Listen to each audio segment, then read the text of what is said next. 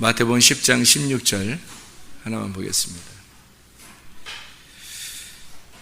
보라, 내가 너희를 보냄이 양을 이리 가운데로 보냄과 같도다. 그러므로 너희는 뱀같이 지혜롭고 비둘기같이 순결하라. 다시 한번 보겠습니다. 마태복음 10장 16절. 왜냐하면 이거 자세히 봐야지 자세히 안 보면 좀 어려우니까, 그래서 이거를 자세히 좀 보기 위해서 한 번 더 봅니다. 마태복음 10장 16절 말씀. 보라, 내가 너희를 보냄이 양을 이리 가운데로 보냄과 같도다. 그러므로 너희는 뱀같이 지혜롭고 비둘기같이 순결하라. 이 말을 우리 마태복음 10장 16절 말씀을 자세히 보라고 했습니다. 왜 자세히 보라고 했냐면 자세히 봐야지 이해되는 그런 말씀이기 때문에 그래요. 자세히 한번 이렇게 보면 어떤 말씀인지 우리가 이해할 수 있을지 모르겠어요. 자세히 한번 보세요. 어떻게 보면 너희를 보냄이 양을 이리 가운데로 보냄과 같도다. 그러므로 너희는 뱀같이 지혜롭고 비둘기같이 순결하라. 그렇게 말씀이 나옵니다. 잘 생각해 보세요. 양을 이리한테 보낸다? 좀 이상하잖아요. 양을 이리한테 보낸다. 예수님이 직접 하신 말씀인데, 예수님이 제자들을 너희들은 내 양이야, 근데 이리한테 보낼 거야. 이게 말이 되냐고요. 누구 하나는 반드시 미쳤거나 뭔가 이상한 얘기란 말이에요. 자, 보세요. 목자가 미쳐서 양을 이리한테로 이렇게 보내든지, 그죠? 아니면 양이 미쳐서 목자가 그냥 보내는데 이리한테 가는 줄 알면서 그냥 간다. 양이. 그것도 뭔가 좀 이상하지 않나요? 그죠? 그죠? 그러니까 양이 양 우리에 있어야 되는데 양을 갖다가 이리한테 보낸다는 거예요. 또 보낸다고 또 가요? 이상하죠. 뭔가 이상한 이야기를 여기다가 해놓고 있는 말이에요. 말도 안 되는 소리를 지금 하는 거예요.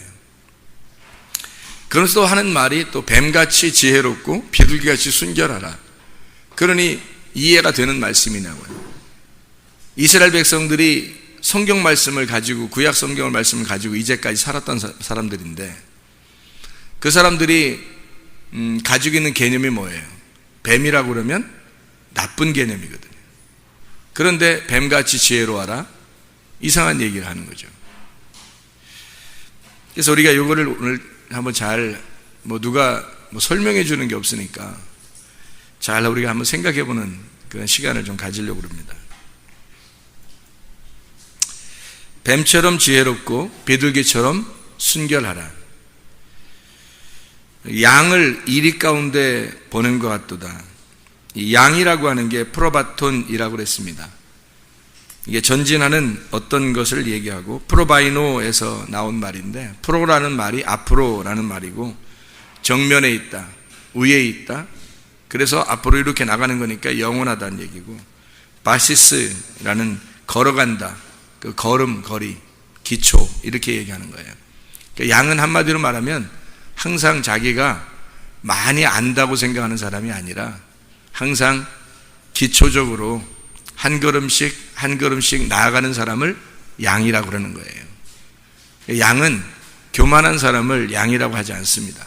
자기가 많이 알았다, 이렇게 많이 아는 사람들을 양이라고 그러지 않고, 양은 기초적으로 한 걸음씩 한 걸음씩 걸어나가는 사람들을 양이라고 그렇게 표현하는 것입니다. 앞으로 걸어간다, 앞으로 하나씩 나이가 먹어간다, 그 말이죠. 양을 이리 가운데로라는, 가운데라는 게 메소스라는 말인데 그 중간입니다. 그 사이에 그 이리들이 이렇게 있는데 그 사이로 양을 보낸다는 거예요. 그러니까 둘 중에 하나는 이상한 거예요. 보내는 사람이 이상하든지, 아니면 보낸다고 가는 양도 이상하든지, 하여튼 이렇게 이상한 거예요. 이 메소스라고 하는 단어는 메타에서 나온 단어인데 한복판, 중간, 딱 그 가운데 지점. 그러니까 그 가운데서 하나가 되는 것을 이야기하는 거예요. 이렇게 가운데에서 하나가 된 아주 그 중간 지점이 되었다, 하나가 되었다, 그런 의미예요. 여기서 일이라고 하는 게 있습니다. 일이라는 단어를 조금 알면 그래서 일이 가운데 보내라는구나, 이렇게 이해할 수 있을 거예요. 이 일이라는 단어가 리코스라는 단어입니다. 이 리코스라는 단어는 양도 중성 복수 명사예요. 프로바톤이라는 단어가요. 여기 일이라고 하는 단어가 리코스, 남성 복수 명사입니다. 그러니까 이게 사람들을 의미하는 거예요. 뭐 다른 어떤 걸 의미하는 게 아니라 어떤 사람들을 의미하는데, 이 리코스라는 단어가 어떤 단어냐면 흰머리라는 단어예요. 흰머리. 이 리코스라는 단어가 어디에서 나온 단어냐면 류코스에서 나온 단어예요. 류코스라고 하는 단어는 빛난다, 흰머리가 빛난다 하는 데서 나오는 단어예요. 그러니까 류코스라는 단어는 사람들이 이렇게 흰머리가 있으면 이렇게 백발이 돼서 이렇게 빛이 나는, 검은 머리는 이렇게 검은 머리는 빛이 안 나잖아요. 검다는 의미를 가지고 있잖아요. 죄를 설명할 때 설명하는 거고. 근데 흰머리는 어떻게 해요? 흰머리가 많아지면, 이게 사람들이 성경에 보면 흰머리 앞에 너희가 이렇게 고개를 숙여라, 그런 말이 있죠. 흰머리 앞에 고개를 숙여라. 그 흰머리가 빛나는 겁니다. 그래서 흰머리를 너무 이렇게 막 가리려고 이렇게 할 필요 없어요. 여기서 이리라고 단어를 쓸 때 이리가요, 흰머리입니다. 그러면 이상하잖아요. 자, 우리가 양을, 이 프로바톤이라는 양을 흰머리 가운데로 집어넣는다, 이렇게 된 거죠. 그 말은 무슨 말씀이겠어요? 흰머리가 성경에서는 뭘 의미하는 걸까요? 흰머리가요, 성경에서는 장로들을 의미합니다. 장로들. 그러니까 나이가 먹은 사람들을 장로라고 그러죠, 성경에서. 그러니까 장로들을 의미해요. 그러니까 장로들은 뭐 하는 사람들을 장로라고 그래요? 뭐 하는 사람들을? 어떤 교회 장로가 있는데 그 장로들 안에 양들을 보낸다. 이렇게? 그럼 양을 보내면 장로들이 다 잡아먹는 거예요? 그런 의미가 아니죠. 장로들을 얘기하는 건 흰머리를 얘기하는 거고, 그 장로라고 하는 건 말씀을 많이 아는 사람들을 얘기하는 거예요. 말씀을 많이 아는 사람들. 그러니까 양은 어떻다고요? 프로바톤이라고요. 한 걸음 한 걸음씩 기초적으로 자기가 늘 부족하고 자기가 늘 기초라고 생각해서 한 걸음 한 걸음씩 나아가는 사람을 양이라고 그러고요. 말씀을 많이 아는 사람들을 장로라 그래요. 흰머리라 그럽니다. 그러면 그 가운데 양을 보냄과 같도다. 그 말은 무엇을 설명하려고 이야기하는 거겠어요? 지혜가 많은 사람들에게, 지혜가 많다고 하는 사람들에게 양을 보냄과 같도다, 그 말이에요. 그러면 그들에게 너희들을 보낸다. 그러면 너희들은 여기서 지금 누구를 얘기하는 거예요? 제자들을 얘기하는 거죠. 그럼 제자들이 뭐 성경을 좀 몰랐는데 성경을 많이 아는 사람들한테 보낸다, 이런 의미일까요? 뭐 그런 의미도 있을 수 있어요. 근데 이제 이 제자들도 성경을 좀 알았거든요. 근데 이리들한테 당해낼 수가 있냐고요, 여러분. 양을 이리한테 보내면 양의 지식의 말씀이 이리의 지식의 말씀에 이게 이겨낼 수 있겠냐고요. 이겨낼 수 없습니다. 양의 지식의 말씀은 자기에게 경험된 가슴으로 받아들인 말씀만이 자기 거기 때문에요, 그렇게 많지가 않아요. 많이 몰랐다는 뜻이 아니라 자기와 하나님과의 관계된 말씀만 알기 때문에 그렇게 우후죽순으로 지식적으로 많이 알지 못한단 말이에요. 그러니까 이걸 머리로 지식으로 많이 아는 사람들에게 양이 간다는 것은 이겨낼 수 없다는 걸 얘기하는 거예요. 그들과 상대할 수가 없다. 그래서 너희는 어떻게 해야 되느냐? 뱀같이 지혜롭고 비둘기처럼 순결해야 된다는 것입니다. 뭘로 우리가 승리할 수 있는 건가? 뱀같이 지혜롭고 비둘기처럼 순결해야지 승리할 수 있다, 그 말이에요. 그럼 뱀같이 지혜롭다라고 하는 것을 우리가 좀 이해해야 되겠죠? 뱀같이 지혜로워라, 그 말을 좀 이해해야 되겠잖아요. 그럼 우리가 뱀이라고 하는 것을 성경에서는 좀 안 좋게 여기잖아요. 비둘기는 아주 좋은 것으로 의미하고 있고요. 근데 비둘기가 너무 많은 나라에는 비둘기 잡느라고 난리 났대요. 지난번에 뉴스를 보니까 비둘기가 너무 많이 날아다녀서 집집마다, 비둘기 안 잡으니까 비둘기가 너무 많이 날아다녀서 집집마다 해를 끼친대요. 그래서 비둘기를 잡으라고 이렇게 했다고 그러더라고요. 그러면 성경적으로 틀리잖아요. 성경에서는 비둘기가 너무 좋은 동물이기 때문에 비둘기는 우리가 잘 보호하고 평화의 상징이잖아요, 이 비둘기인데 여기서 이제 성경적으로 보잔 말이에요. 비둘기가 많다 적다 이런 걸 떠나서 뱀같이 지혜롭고 비둘기처럼 순결하라 이렇게 주님께서 말씀하실 때 일부러 뱀이라고 하는 나쁜 것을, 나쁜 동물을 갖다 써놓고 비둘기라는 좋은 동물을 써서 이렇게 이야기했는가 잘 생각해 보라는 거죠. 뱀이 뭐 했어요? 처음으로 뱀이 등장한 데가 있는데 성경에서 어디서 뱀이 처음 등장하죠? 창세기 3장에서 처음 등장합니다. 창세기 3장에 처음 등장해서 뱀이 하는 역할이 뭐였어요? 하는 역할이 선악과 먹으라고 하는 역할이었어요. 그러니까 뱀이 잘한 거예요, 못한 거예요? 여러분은 잘한 거라고 얘기하지만 어떤 사람이 볼 때 이거 황당한 얘기죠. 못한 거라고 생각할 수 있습니다. 뱀이 이게 아룸이라고, 이게 뱀이 가장 간교하더라 그랬는데, 이 간교라고 하는 게 뱀이 가장 간교하더라 그랬는데, 그게 간교가 왜 간교라고 썼냐면 교활하다, 간교하다 이렇게 썼거든요. 아룸이라는 단어인데 이게 원래 슬기로운이라는 단어예요. 슬기롭다 할 때 잠언서에 슬기롭다라는 단어를 다 치면 다 아룸이라고 나와 있어요. 그러니까 뱀은 슬기로운 자란 단어에, 이 뱀은 특징이 슬기로운 거가 뱀이에요. 그러니까 뱀은 간교하더라 했을 때 하나님 앞에 이 뱀이 사람을 살리려고 역사했다 그러면 그게 슬기로운 지혜가 되는 거고요. 그 지혜가, 그 뱀이 참 지혜로운데 이 지혜가 사람을 죽이려고 사용되면은 그건 간교한 거예요. 교활한 거란 말이에요. 어찌됐든 뱀이라고 하는 것을 통해서 뱀같이 지혜로운 것을 배우라는 거거든요.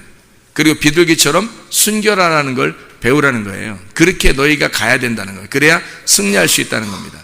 양이 이리한테 가면 어떻게 승리해요? 승리 못하죠. 반드시 잡혀먹게 돼 있습니다. 말씀이라는 걸 여러분이 아무리 많이 알아도 말씀을 많이 아는 어떤 이리와 같은 자들과 여러분이 상대할 수 있냐고요? 상대할 수 없습니다. 그러니까 양은 항상 자기가 하나님과 교통하려고 하는 사람이기 때문에요, 어떤 머리의 지식으로 하나님을 이렇게 상대하지 않습니다. 그러니까 늘 자기는 기초적인 한 걸음 한 걸음을 가는 자예요. 그걸 프로바톤이라고 그러고 그걸 양이라 그렇게 말하기 때문에요, 양은 이리한테 가서 반드시 이겨낼 수 없습니다. 뱀같이 지혜롭고 비둘기처럼 순결해. 뱀은 지혜로운 거고 그리고 비둘기는 순결한 거거든요. 그러면 잘 생각해 봐요. 지혜가 있는데 순결한 게 없으면 어떻게 돼요? 그러니까 뱀같이 지혜로운데 비둘기같이 순결하지 못해. 그럼 어떻게 되는 거예요? 교활한 거죠. 거만한 거고 교만한 거고요. 그거를 자존심이 세다, 고집이 세다 이렇게 얘기하는 거예요. 그러니까 지혜는 참 있는데 순결하진 않아요, 이 사람이. 그러면 그거를 순종하지 않는 지식으로만 아는 자예요. 그러니까 순종하진 않는 거죠. 근데 교회 다니는 사람들, 이런 사람이 상당히 많겠죠. 그렇죠? 순결하진 않아요. 지혜는 있는데, 말씀은 많이 배워서 지혜는 있을 수 있는데 순결하지 않으면 그렇단 말이에요. 자, 순결한데 지혜가 없으면 어떻게 될까요? 순결한데 지혜가 없어. 그러니까 마음은 참 순진해. 근데 지혜가 없어요. 그럼 어떻게 돼요? 어리석어요. 미련하고 어리석고 게으르고 눈치 없고 죄인이에요. 모르는 죄. 네가 몰라서 짓는 죄. 모르는 죄. 모르고 순종하는 거예요. 모르고 순종하는 거. 막 순종은 열심히 하는데 모르고 가는 거야. 그러니까 이거는 조금 문제가 있다. 둘 다 문제가 있는 거예요. 그럼 우리는 어떻게 해야 돼요?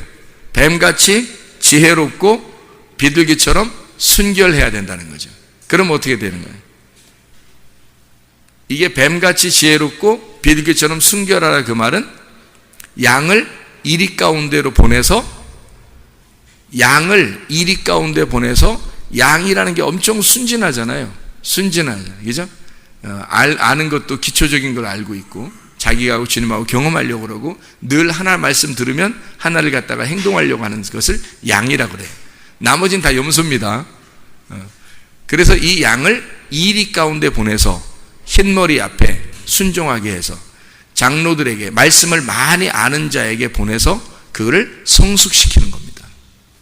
양을 성숙시켜 나간다. 양이 이리 가운데 있으면 이리 치이고 저리 치이고 하겠죠. 그러다가 성숙하는 거예요, 양이. 그런 말씀들을 이야기하는 것입니다. 자, 이제 우리가 뱀의 이야기를 조금 더 이야기를 한번 하고 여러분에게 나누기를 원하는데, 뱀이라고 하는 게 우리가 생각할 때는 뱀이 좀 나쁘다, 안 좋다, 악하다 이렇게만 우리가 생각하는데, 뱀이 간교하더라는 말이 지혜로운 것이고, 여기도 뱀이 지혜롭다 이렇게 이야기했으니까 뱀은 나쁘다고만 생각할 수가 없는 뭔가 있는 거예요. 속에 성경에서는 뭔가 감추어져 있는 내용이 있었던 거예요, 뱀에 대해서. 그래서 뱀을 예수님이 뱀처럼 내가 달려야 될 것이다, 뱀처럼 내가 달려야 될 것이다 라고 얘기했는데, 그게 어떤 뱀처럼 달려야 돼? 불뱀처럼 달려야 되고, 그 불뱀처럼 달린 것이 놋뱀이 될 것이다, 너희를 구원하게 될 것이다 이 말이에요. 불뱀이라는 죄인으로 달리는데 그것이 놋뱀으로 너희를 구원할 것이다 라고 하는 게 불뱀 놋뱀의 사건이에요. 민수기 21장의 내용. 이걸 예수님께서 나도 이 나무에 들려야 될 것이다, 이렇게 들리는 때가 오면 너희를 구원하게 될 것이다, 이런 얘기를 하죠. 마찬가지로 이 뱀이라고 하는 그 내용을 이렇게 성경에서 쓸 때는 굉장히 뭔가 우리에게 비유적인 설명을 하려고 써놨다는 거죠. 이게 그냥 무조건 나쁘다 이렇게 취급하는 우리들의 생각하고는 좀 다르다 하는 얘기예요. 그걸 좀 이해하고 성경을 좀 보면 좋겠다 하는 얘기입니다. 이 잠언서에 슬기로운이라는 말이 뭐라고요? 잠언서에 슬기롭다, 지혜롭다 이런 말이 주로 아룸이라고 썼다겠어요. 이게 뱀에게 쓰여지는 지혜라고 하는 겁니다. 여러분 그 병원에 자주 가죠. 병원에 가면은 우리나라만큼 병원이 또 발달된 데가 많지 않아요. 이렇게 쉽게 병원에 갈 수 있는, 사람들이 뭐 끄떡하면 병원 가고 그러잖아요. 건강의료보험이 너무 잘 돼서 그렇다고 그래요, 우리나라가 세계적으로. 근데 이 의사들 이렇게 옷에 보면, 여러분 가끔 옷에 이렇게 보면요, 또 이렇게 배지 같은 거 있고 옷 같은 데 이렇게 보면 그림이 그려 있는데 보셨어요? 그림 못 봤어요? 가운데 지팡이가 있습니다. 가운데 이렇게 지팡이가 있고요, 그 의사 가운에 이렇게 이런데 있는 그 모양이 있어요. 가운데 지팡이가 이렇게 돼 있고요, 양쪽으로 이렇게 꼬불꼬불하게 이렇게 나선형으로 이렇게 꾸불꾸불해서 이렇게 나온 게 있거든요. 뱀이 있고, 뱀이 아니라 지팡이가 이렇게 있고, 뱀이 두 마리가 이렇게 꼬아가지고 양쪽으로 이렇게 꼬아서 있습니다. 이 의사들 그 가운을 잘 보면 그런 게 있거든요. 그 의사의 그 119 안에 구조대, 그 병원에서 나오는 그 구조 자동차 같은 데 보면 또 그런 마크가 있어요. 이렇게 지팡이가 하나 있고, 양쪽으로 이렇게 뱀이 양쪽으로 이렇게 꽈리를 들어서 지팡이를 향해서 이렇게 입을 향해 이렇게 벌리고 있어요. 이렇게 있어요. 그래서 양쪽으로 이렇게 뱀이 꼬아 있거든요. 그게 뭘 얘기하겠어요? 의사들은 치료하는 자들이잖아요. 그러니까 뭐가 있어야 돼요? 지혜가 있어야 돼요. 그래서 지혜를 거기다가 집어넣은 거예요. 그 지혜의 신이에요. 지혜의 신. 그 이집트에 가면, 애굽에 그 옛날 영화 같은 데 보면 애굽에 바로 왕 있죠. 바로 왕이 보면 머리에 이렇게 뭐가 있어요? 코브라, 뱀이 있죠. 이렇게 머리에 이렇게 왕관을 쓰면 그 앞에 이렇게 뱀이 이렇게 있어요.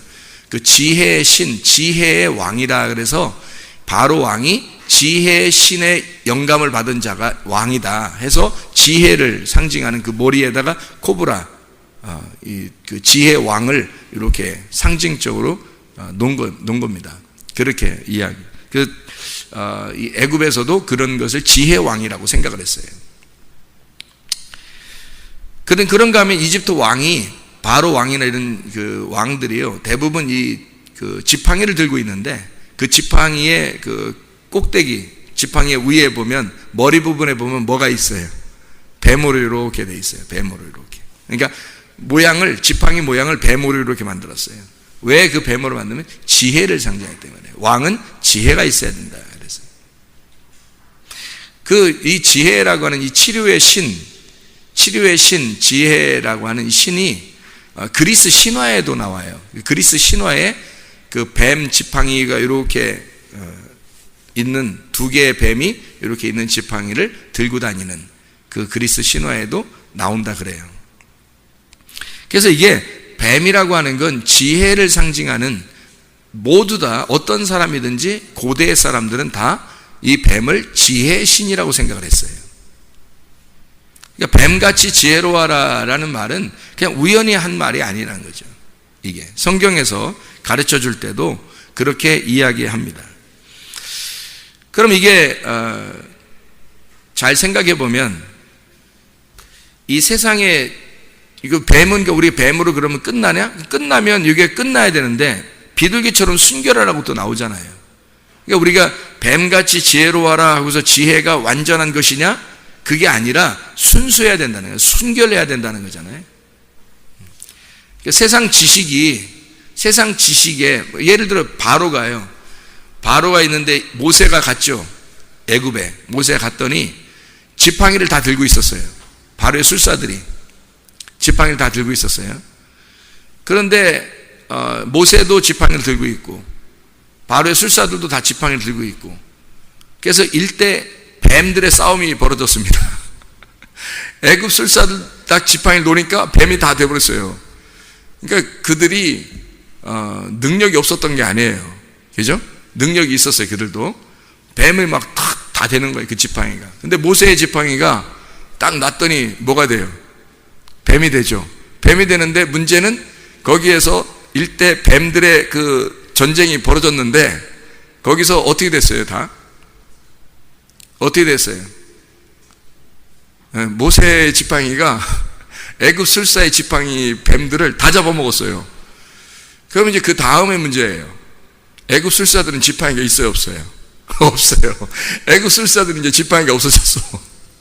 자기들 들고 다니는 지팡이 이제 없어졌어요. 모세가 다 들고 있는 거야. 모세가 그들의 지팡이도 다 들고 있는 거예요. 맞죠? 네, 그러니까 모세의 뱀의 지팡이가 그들의 뱀을 다 잡아먹은 거예요. 그럼 모세의 지팡이는 어디에서 온 거예요? 애굽에서 술사들이 가지고 있던 애굽의 지팡이예요? 아니면 광야에서 온 거예요? 광야에서 온 거예요. 그러니까 광야에서 온 뱀이 애굽에 있는 뱀들을 잡아먹었더라. 자, 이해할 수 있겠습니까? 이 말이 무슨 말인가? 아니, 누가 나한테 무슨 이런 설명을 해줘야 내가 알지. 근데 이거 여러분 제 얘기하는 걸 이해하는 거예요? 무슨 말인가? 광야에 있는 뱀이 애굽에 가가지고 애굽에 있는 뱀들을 다 잡아먹었더라. 그러면 이게 이제 잘 보세요. 뱀은 뭐라고 했어요? 지혜를 상징한다 그랬어요. 그럼 광야에 있는 지혜의 말씀이 애굽에 있는 지혜의 말씀을 다 잡아먹었더라. 그렇죠? 그럼 이게 뭐예요? 애굽에 있는 자들은 뭐 하는 자들이다? 애굽 술사들, 애굽에 있는 자들은 아직 광야로 나가지 못한 애굽의 지식을 말하는 거죠. 애굽의 지식, 세상에 가지고 있는 유전과 전통과 의식과 종교심을 가지고 자기들이 그냥 하나님을 섬겨보겠다고 하는 그런 생각들, 자기의 지식들, 자기가 가지고 있는 개인적인 자기들의 지식들을 말하는 거죠. 근데 광야에서 하나님을 만난 모세의 그 지팡이, 하나님을 만난 그 모세의 뱀, 그 지혜가 와가지고 이것들을 홀딱 다 잡아먹었더라는 얘기예요.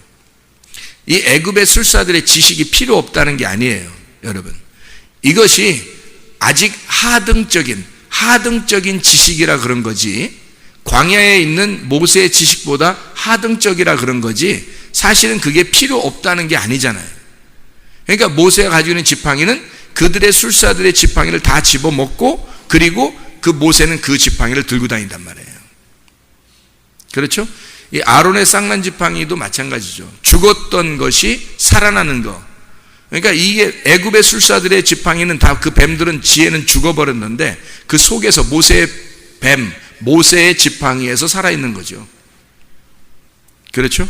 그러니까 세상의 지식 위에 뭐가 있었던 거예요? 하나님의 율법이 있었던 거죠. 하나님의 율법이라는 그 선악과가, 그 율법이라는 모세의 지팡이가 그 위에 있었다라는 얘기예요.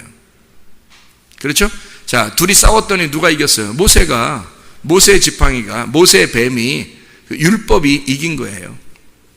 하나님을 만난 그 율법, 하나님에게서 온 지팡이가 이긴 겁니다. 그래서 이 모든 지식이 그 밑에 복종하게 된 거죠. 율법 아래 복종하게. 그래야 애굽에서 나오는 거예요, 광야로. 이해가 되겠습니까? 그렇게 이제 광야로 나온 그 율법의 지팡이가 이게 완전한가? 모세의 지팡이가 완전한가? 아니에요. 이 지팡이는 딱 율법 광야에서까지만이에요. 이 모세의 지팡이는 율법 광야에서까지만. 그리고 은혜로 가나안 땅에 들어갈 때는 여호수아와 갈렙이 은혜로 사람들을 데리고 들어가요. 자, 어떤 나무겠어요? 선악과 나무가 아니라 생명나무로 데리고 들어가는 거죠. 예. 그러니까 율법이라고 하는 선악과에서 벗어나게 하고 그걸 떠나 가나안 땅에 은혜로 생명나무로 들어가게 하는 자가 여호수아라는 얘기입니다. 은혜, 예수라는 말이죠. 자, 생각해봐요. 그러니까 이제 종합을 해봅니다. 뱀의 지혜가 어떤 것 같아요? 그러면 뱀의 지혜가, 성경에 나와 있는 뱀의 지혜는 선악과부터 시작해서 그 지혜가 어떤 지혜? 율법의 지혜란 말이에요. 선악을 알게 하는 지혜, 선악을 알게 해서 판단하는 지혜를 말하는 거죠. 그게 뱀의 지혜란 말이에요. 이 뱀의 지혜는 뭘 알게 하는 거예요? 선악의 말씀을 알게 하는 거예요. 선악의 말씀을 알게 하는 지혜가, 뱀같이 지혜로워라 라는 말은 뭐겠어요? 선악을 알게 하는 그 말씀의 지혜를 네가 먼저 알아야 된다라는 말이죠. 순서를 바꿔놓지 않았잖아요. 비둘기처럼 먼저 순결하고 그 다음에 뱀처럼 지혜로워라라는 말을 하지 아니하고, 이 순서를 바꾸지 않고 뱀처럼 먼저 지혜로워라 라고 하는 건 뭔가 예수님께서 말할 때 이유가 있단 말이에요. 그렇죠? 그러니까 뱀처럼 지혜로워라, 선악을 알게 하는 말씀 앞에 네가 율법이라고 하는 말씀을 깨달아라 그 말이에요, 먼저. 그리고 이것을 비둘기같이 순결하라 그래요. 이 순결하라, 비둘기처럼 순결하라는 말은 어떤 거예요? 복잡한 거예요. 이렇게 뭔가 하나를 얘기하는 거예요. 뭔가 하나를 얘기하는 거예요. 순결하다, 순수하다, 순진하다, 거룩하다, 이 말은 하나를 얘기하는 거예요. 거룩한 게 하나를 얘기해요. 그 순결한 게 하나를 얘기하는 거예요. 그러니까 그걸 뭐라고 얘기하냐면 진리의 말씀이라는 거죠. 진리의 기름, 비둘기, 진리의 기름, 성령의 말씀을 말하는 거죠. 그러니까 자, 선악을 알게 하는 뱀같이 지혜롭고, 네가 가서 자, 양을 이리에게 보냈어요. 자, 봐요. 양은 뭐 하는 자라고요? 양은 뭐 하는 자라고? 예, 양은 한 걸음씩 기초적으로 나아가는 발걸음을 뛰는 자라고. 이리는요, 흰머리, 성경을 많이 아는, 지식으로 많이 하는 자라고요. 흰머리란 말이에요. 흰 몸이 아니라 흰 머리란 말이에요. 머리로 많이 안단 말이에요. 그런 자에게 보냈어요. 그러니까 이 사람이 뭐가 있어야 돼요? 선악의 말씀은 누가 더 많이 알겠어요? 율법이라는 선악의 말씀은 누가 더 많이 알아요? 이리가 더 많이 알죠. 이리가 더 많이 알아. 그러니까 양은 그 이리에게 가서 뭐라고 해야 돼? 무슨 말씀을 증거해야 돼요? 뱀같이 지혜로워서 그들처럼 선하게 말씀을 깨닫고 율법이라는 말씀을 깨달아 알아서 이것을 비둘기같이 순결하게 진리의 말씀만을 네가 전해야 된다. 거기서 진리의 말씀으로 네가 전환시켜 그걸 생명나무로 전해야 된다. 선악의 나무를, 그들이 알고 있는 선악의 나무를 양이 그대로 가서 선악의 나무끼리 부딪히면 이겨낼 수가 없어요. 왜냐하면 그들 이리를 양이 어떻게 이기냐고요. 이겨낼 수 없죠. 그런데 어떻게 해야 되냐면 뱀같이 그들처럼 지혜롭고 그리고 비둘기같이 순결하여 진리의 말씀, 생명나무로 전해달라는 거예요. 그래야 네가 말씀을 전하는 의미가 있지. 말씀을 전하는 의미가 선하게 말씀만 전하고 끝 이러면 어떻게 해요? 생명나무가 전달돼야지. 창세기 3장 1절에 뱀은 어떻다고요? 지혜로운 아룸이라고요. 살리려고 지혜를 쓰면은 지혜가 되는 거고, 죽이려고 지혜를 쓰면 교활하고 간교한 것이 된다고요. 뱀이 하나의 동물인데 어떨 때는 잘못하면 불뱀이 되는 거예요. 사람을 죽이는. 잘하면 노뱀이 돼서 사람을 살리게 되는 겁니다. 여러분 속에도 똑같이 이런 뱀의 지혜가 있어요. 근데 그 지혜를 가지고 사람을 살리려고 하는 거냐 아니면 사람을 죽이려고 하는 거냐, 그게 우리 속에서 잘 분간해내야 되겠죠. 양을 이리 가운데로 보낸다? 아주 성경에서 정확하게 설명해주고 있는 장면이 하나 나와요. 어딜까요? 성경에서 요한복음 8장에 정확하게 설명해주는 장면이 나와요. 어디라고요? 요한복음 8장이라고. 요한복음 8장에 누가 나와요? 가늠한 여인이 나와요. 이 가늠한 여인은 누구를 말하는 거예요? 우리를 말하는 거죠. 가늠한 여인이 우리를 말해요. 근데 이 여자가 어떻게 했는지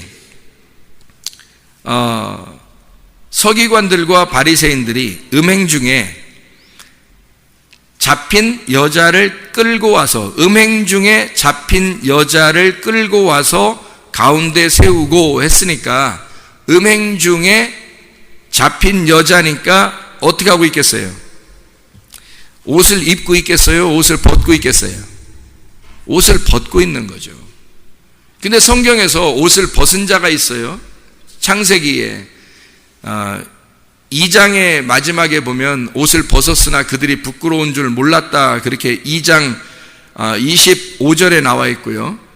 3장에 보면 3장 7절에 이에 그들이 눈이 밝아져 자기들이 벗은 줄 알고 무화과나무 잎을 엮어 치마로 삼았더라 라는 얘기가 나오고, 창세기 3장 10절에 이르되 내가 동산에서 하나님의 소리를 듣고 내가 벗었으므로 두려워하여 숨었나이다, 이렇게 돼 있어요. 그리고서 3장 21절에 여호와 하나님이 아담과 그의 아내를 위하여 가죽옷을 지어 입히시니라, 그런 말씀이 있거든요. 여기 성경을 보면 처음에는 벗고 있었는데 부끄러운 줄 몰랐다가 두 번째는 무화과나무 잎으로 자기들이 입었는데 하나님이 나타나니까 대뜸 뭐라 그러면 내가 옷을 벗고 있습니다 라고 얘기를 해요. 자기들이 만들어 입은 옷이 있는데 옷은 내가 벗고 있습니다. 그러니까 입은 거나 안 입은 거나 똑같다는 얘기가 자기들이 봐도. 그랬더니 하나님이 가죽옷을 지어서 입혀주시더라, 그렇게 이야기가 나오는 거거든요. 그것으로 성경이 창세기 3장까지가 끝났다면 이 성경 뒤에 있는 내용들이 왜 의미가 있겠냐, 무슨 필요가 있겠냐 우리한테. 그런 게 아니겠죠. 그래서 가죽옷을 입고 있는 우리들에게 늘 너는 짐승이다 라고 하는 것을 이야기해 주려고 한 거죠. 너 짐승이다. 그래서 짐승으로 이 땅에 오셔서 짐승 같은 나를 위하여 짐승으로 오셔서 죽으신 분이 계셔요. 그게 예수님이고, 그 예수님이 죽으실 때까지 짐승의 옷은 벗겨지지 않는 겁니다. 그리고 예수님이 죽으실 때 그 짐승의 옷이 벗겨지는 거예요. 뭘로 표시하죠? 휘장이 찢어짐으로. 이게 표시하는 거예요. 그 갈라진 틈을 만드는 거죠. 그래서 우리가 그 주님 앞에 그 좁은 문으로 들어가게 되는 것입니다. 이렇게 간음한 여자가 현장에서 잡혔는데 그 말은 옷이 벗겨져 있는 거예요. 아, 내가 옷을 벗었습니다. 이건 뭐 주님 앞에 잡혀올 때 이미 옷이 벗겨져 있음을 스스로 인정하는 거 아니에요. 그러니까 주님께서 이 간음한 여자가, 다시 말하면 누구들한테 의해서 잡혀왔죠? 바리새인들하고 서기관들한테 잡혀왔습니다. 바리새인들하고 서기관들이 그 당시에는 율법이죠.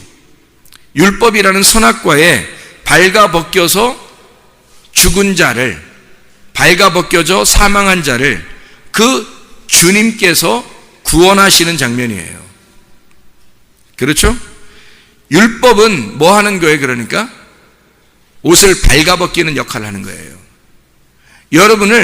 여러분의 죄성을 스스로 드러나게 하나님이 여러분을 말씀으로 계속 벗겨내는 겁니다. 그게 말씀이에요. 그 율법을 만나지 못하면 우리가 구원을 받을 수가 없거든요. 그래서 은혜라고 하는 건 반드시 누군가가 그 죄인이었을 때 벗어나야 은혜라고 그러거든요. 자, 예를 들어서 감옥에 갇혀 있는 것이 있을 때 광복절 해방이 되는 거죠. 광복 특사 해서 해방이 되는 걸 얘기하는 거예요. 그럼 여기 그 감옥에 있는 자가 광복절 특사로 해방이 될 때 석방됐다 그러죠. 근데 우리 보고 여기 앉아있는 우리 집사님 보고 아유 석방하셔서 감사합니다. 오늘 석방하셔서 기쁘겠어요. 그러나요? 감옥에 안 갇혔었는데 어떻게 석방했다고 얘기하겠어요? 그 말이, 석방이라는 말이 억압되어 있는 나라가 광복을 맞아 어둠에 있었던 자가 빛을 받았다 해서 광복이라 그러거든요. 어둠이 없었는데 어떻게 광복이라고 말하겠냐고요. 어둠 안에 없으면 광복이라고 말 못하죠. 어둠에 있으니까 광복이라고 말하는 거고, 감옥에 갇혀 있으니까 그걸 석방했다고 말하는 거죠. 그렇죠?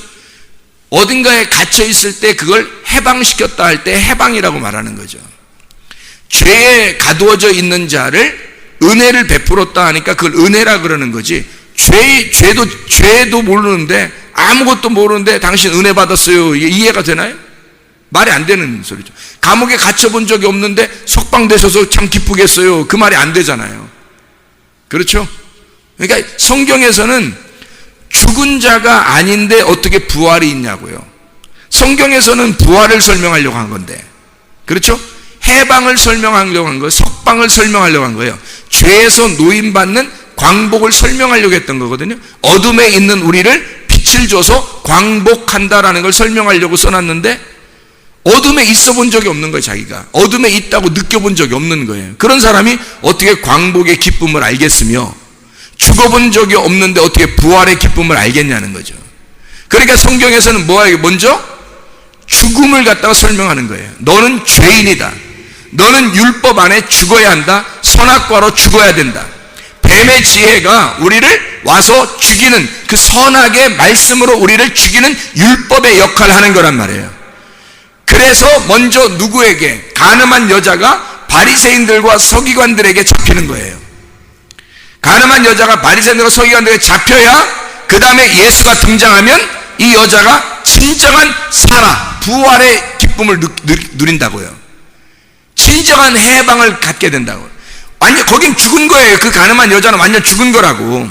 바리새인들과 사두개인들 잡히면 그냥 죽은 거예요. 그 여자는 거긴 죽었다가 예수를 만나 살아나는 거거든요. 그래서 바리새인들은 옷을 벗겨놓는 역할이에요. 너는 죄인이다. 그러니 넌 죽어야 된다는 걸 설명하는 거잖아요. 침례 요한이 그랬어요. 침례 요한이 와가지고 사람들을 구원을 줬나요? 아니에요. 구원자가 오신다. 천국이 온다. 그러니 지옥 같은 너희들은 회개하라 그거거든. 지옥 같은 너희들, 어둠에 있는 너희들은 회개해라. 물속에 막 집어넣어버립니다. 잠겨. 그래서 침례를 막 줘버리는 거예요. 침례 요한이 침례를 막 주면서 너희들의 죄를 씻어라. 너희들 죽어야 된다. 너희들 죽을 자이다 라고 계속 그것만 설명해줘요. 누가 오면 구원을 설명하니까. 예수님이 오면 구원을 설명할 거니까. 은혜는 그분이 주시는 거니까. 그분이 오시는 날이 은혜의 때라고요. 그분의 오시는 것이 은혜의 때고 우리가 받는 것은 구원의 날이고 그게. 그래서 은혜의 때에 구원의 날이 오는 거예요. 그래서 예수님이 오시는 이 전에는 침례 요한이 필요한 거예요. 저 마지막 시대에 됐다고 해요. 지금의 마지막 시대고 우리는 항상 마지막 시대를 살고 있습니다. 항상 주님이 오시고 있는 이 마지막 시대를 살고 있는 우리들에게 주님께서는 우리에게 어떤 사람이 필요하다 그러는 거예요. 침례 요한이 필요하다는 거예요. 침례 요한이 양을 이리 가운데 집어넣는다는 거지. 뱀같이 지혜로운 것이 너에게 먼저 와야 된다는 거죠. 왜? 너희들이 선악의 말씀으로, 율법의 말씀으로 너희가 죽어야 하니까. 죽는 거죠. 생각을 해보시라고요. 이리 가운데 양이 들어가면 죽는 거죠. 죽음으로 인도하는 거예요. 생각을 해보시라고요. 네가 죽어야 뱀처럼 지혜로운 사람이 돼서 죽어야 뱀처럼 지혜로운 걸 깨닫게 된다는 거예요. 그리고 뭐예요? 비둘기처럼 순결하여 진리의 말씀으로 구원받는다는 거죠.